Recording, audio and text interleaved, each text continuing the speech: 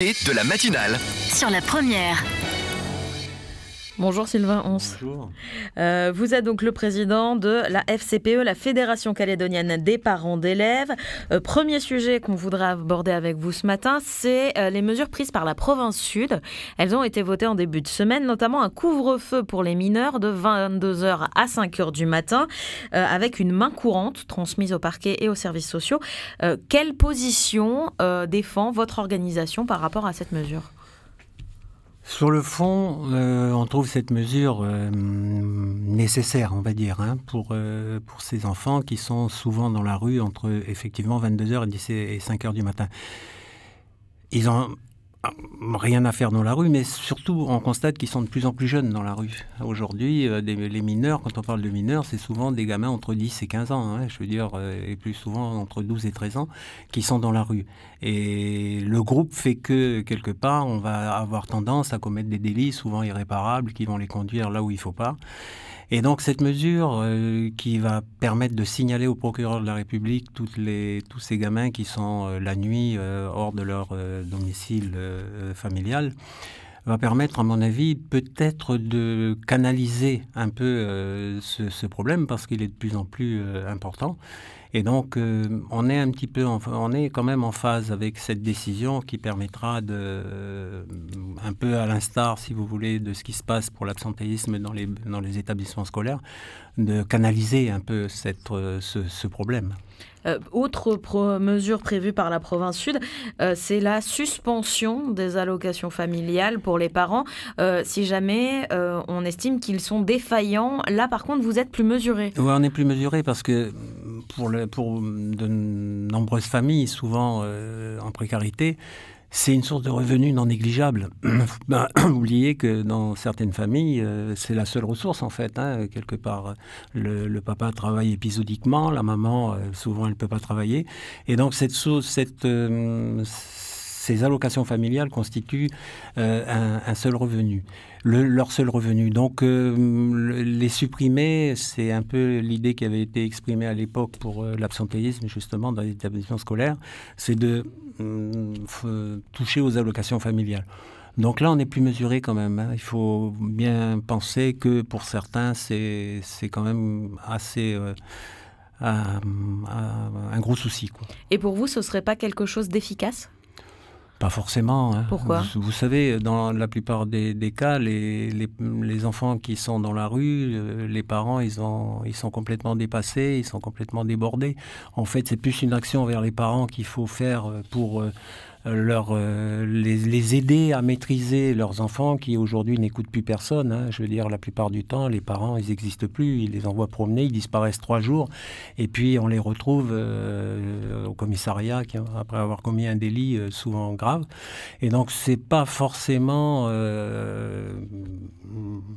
veux dire, il faut plus aider les parents aujourd'hui à gérer leurs enfants, quoi, que d'avoir des sanctions couperées comme ça, parce que c'est pas forcément la panacée, quoi. Cette position, vous l'avez partagée déjà. Est-ce que vous avez eu des réponses de la part de la province Sud sur vos questionnements et sur vos inquiétudes ? Non, pas vraiment, parce que la province Sud a pris une mesure, c'est pas vieux, c'est assez récent. On n'a pas eu de retour, on n'a pas eu de questions, ni sur nos réactions, ni sur autre chose. Et vous avez été associé à la... Non. Souvent, vous savez, ce genre de mesure est prise sans concertation véritable. On n'a pas été du tout associé à la discussion avec la province. Et qu'est-ce que vous en pensez de cette façon de faire ? Qu'est-ce que vous voulez que je vous dise ? C'est le fonctionnement des institutions. Après, oui, mais on l'a déjà dit. On l'a déjà dit au niveau notamment du retour des enfants en établissement scolaire, qu'on n'avait pas été suffisamment associé à la discussion, même si on nous dit que si ou que non. Ouais. Je veux dire, associer, c'est participer à la discussion, pas mettre les gens devant le fait accompli. C'est aussi en amont ouvrir le débat et puis le faire progresser, et puis qu'on ait quand même comme une adhésion maximum de l'ensemble des partenaires concernés. Ce n'est pas forcément le cas. L'UGPE, l'autre grande association de parents d'élèves en Nouvelle-Calédonie, par rapport à ces mesures, craint une discrimination géographique en fonction des quartiers de Nouméa. Est-ce que c'est quelque chose que vous partagez ? Oui et non, parce qu'on a aussi dans les quartiers sud ce même problème. Hein, je veux dire, aujourd'hui, l'idée, c'est bien un jour ou l'autre de mixer l'ensemble des quartiers, qu'ils soient sud ou nord. Mais quelque part, c'est pas forcément un problème géographique. Je veux dire, la délinquance, on l'a en province sud aussi. On l'a elle est, à mon avis, même maintenant plus centrée sur les quartiers sud que sur les quartiers nord. Donc, je pense pas que ce soit un problème vraiment géographique. Je pense que c'est un problème de responsabilité des parents, quels qu'ils soient dans les quartiers nord ou dans les quartiers sud. Voilà. 7h07, vous êtes bien sur la première, l'invité de la matinale. Ce matin, je le rappelle, nous sommes avec le président de la Fédération calédonienne des parents d'élèves, Sylvain Once. Le standard est ouvert, vous pouvez dès à présent poser toutes vos questions au 258. Charlotte Mestre. Sylvain Once, vous évoquiez le retour à l'école le 4 mai pour tous les élèves de Nouvelle-Calédonie, y compris en province sud. Quel est ce bilan pour vous en tant qu'association de parents d'élèves ? Eh bien écoutez, jusqu'à maintenant, nous on était favorables au retour des enfants à l'école pour une bonne et simple raison, c'est qu'encore une fois, là ça faisait par contre, il y avait un problème de discrimination sociale. Je veux dire, il y avait des enfants qui avaient la possibilité de travailler en continuité, la continuité pédagogique, mais beaucoup d'enfants n'ont pas ces moyens-là, ni intellectuels de soutien par la famille, mais surtout de moyens de communication, Internet, etc. Donc, aller chercher les documents et puis ne pas avoir qui que ce soit pour vous aider à comprendre ou à travailler, c'était pas forcément la panacée. Donc, on était bien d'accord qu'il fallait réintégrer les enfants à l'école. Après, vous savez, on le sait très bien et ça va être le cas partout, imposer des gestes de barrière à des gamins de 5-6 ans, c'est quand même de l'utopie. Il ne faut pas rêver non plus. Même si les enseignants sont là, etc. Il y a eu une contrainte énorme. Hein. Les enseignants devaient nettoyer les tables tous les jours, etc., désinfecter. C'était pareil pour les toilettes, etc. Mais quelque part, l'idée principale, c'était que ces enfants devaient réintégrer le milieu scolaire pour pas être trop déconnectés de l'ensemble. Un mois, c'est long. Hein. Il y a eu 15 jours de vacances scolaires. Oui, mais 15 jours de vacances scolaires, c'est 15 jours supplémentaires qui font que les enfants ont été complètement déconnectés. Ensuite, on a le mois de mai où là, on a pas mal de jours fériés. Donc, on va encore avoir des périodes où les enfants ne sont pas en classe. Donc, je ne parle même pas des périodes d'examen. Tout ça, ça concerne déjà des gamins plus grands. Et puis, on peut mettre en place ce qu'il faut pour rattraper ce problème. Mais je parle des petits. Je veux dire, vous savez, quand on posait la question aux enfants, tu veux retourner à l'école? Ah non, je suis bien à la maison. C'est normal, ça fait partie du jeu. Ils étaient en vacances déjà, ça allait très bien. Donc, mais il fallait absolument qu'ils réintègrent le milieu scolaire. Par contre, après, je pense que quand même, malgré tout, les enseignants sont très concernés par le problème, même si on peut penser que c'est difficile de faire respecter les choses. Mais quand même, les enseignants sont là, ils font respecter au maximum les gestes barrières aux enfants, en collège et lycée aussi, hein, il y a des sens de circulation, il y a pas mal de choses qui ont été mises en place pour permettre justement le moins possible de contact. Maintenant, nous, on va faire confiance aussi aux spécialistes de médecine qui nous disent qu'il n'y a pas de cas dans le territoire et à 99,3%, on risque pas grand-chose. Donc, c'est vrai qu'on regarde aussi bien dans les établissements scolaires que dans la vie en général. Il n'y a pas beaucoup de respect des gestes barrières, quoi. Je veux dire, c'est assez. La première image qu'on voit, c'est souvent les institutions qui sont tous côte à côte. Donc là, le respect des gestes barrières, c'est autre chose, quoi. Pour revenir sur le confinement, les parents étaient en première ligne pendant cette période, vu que c'est eux qui devaient assurer le suivi de la continuité pédagogique. Quels ont été les retours que vous avez eus des parents qui sont membres de vos associations ? C'est justement ce que je vous dis. Pour certains, c'était possible. Pour d'autres, beaucoup moins. Si vous n'aviez pas Internet, ou ne serait-ce que le matériel qui va avec Internet, c'est pas d'avoir seulement Internet, il faut aussi avoir ce qu'il faut derrière, et puis la capacité à aider ces enfants. Donc là, c'est compliqué. Et c'est là que c'était plus facile pour les gens des quartiers sud, parce que là, finalement, au bout du compte, souvent, les gens ont quand même les capacités pour réagir. Mais pour les quartiers nord, notamment les enfants qui étaient dans les squats, c'était quand même compliqué. Et selon vous, les solutions, maintenant que l'école a repris, pour essayer de limiter la casse, qu'est-ce que ce serait ? Ce serait déjà ce que disait le syndicat de Fabienne Kadoka est pas mal, c'est de dire l'UTCFE-CGC. Et de dire il faut essayer de généraliser l'installation d'Internet un peu partout pour les enfants qui ne l'ont pas. D'abord, ça permettrait d'avoir ces relations pronotes avec les établissements scolaires, que les familles aient l'information immédiate sur l'absence des enfants, sur le comportement, etc.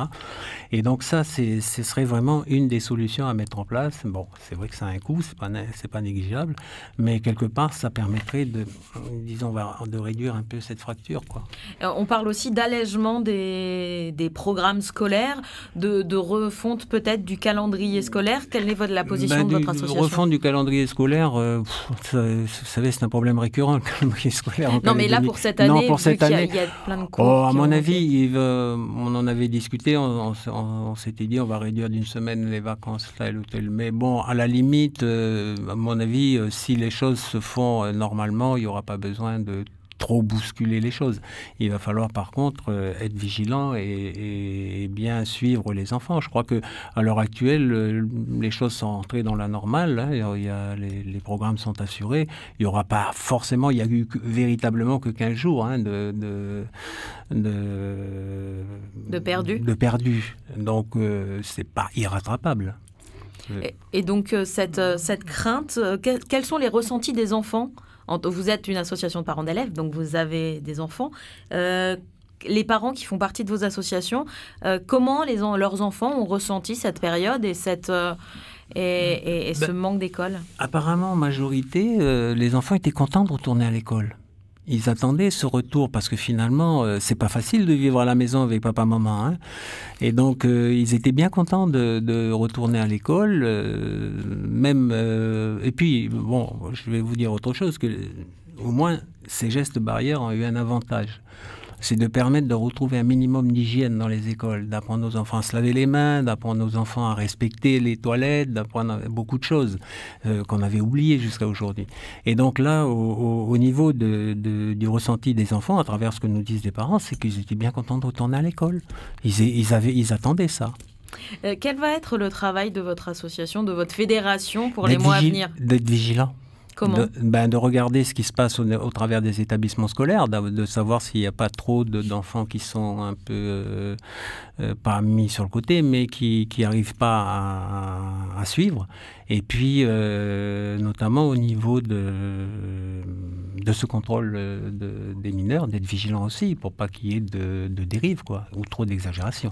Et quel serait le travail à faire avec les directeurs d'établissement ? Est-ce que là aussi, vous avez un travail en cours pour ces contrôles ? On a beaucoup de travail en cours avec eux, parce que c'est avec eux qu'on travaille en fait. Je veux dire, c'est le chef d'établissement qui imprime pratiquement tout le temps la politique de l'établissement, et c'est avec eux qu'on travaille.